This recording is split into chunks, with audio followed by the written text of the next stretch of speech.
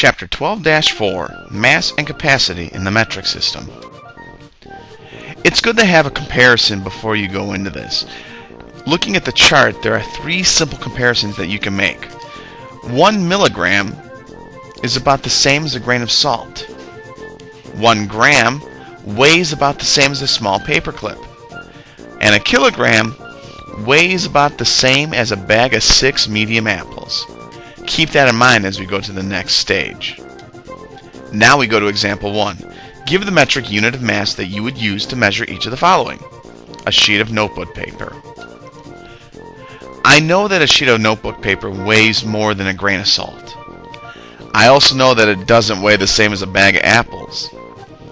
It's probably closest to a paperclip. The estimation part kicks in terms of about how many paper clips would weigh the same as a piece of paper. Anywhere between 5 and 10 would probably be accurate. For this, I'm just going to say 6. I'm close enough. For the next example, what would I use to weigh a bag of potatoes?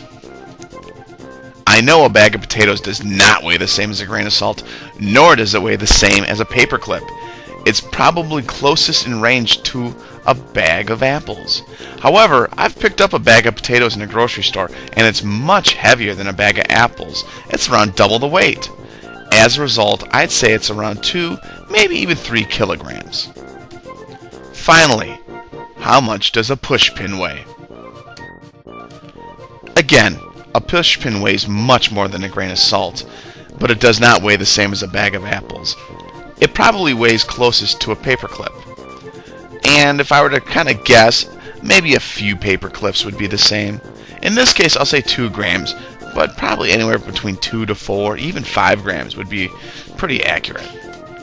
This has been Chapter 12-4, Mass and Capacity in the Metric System.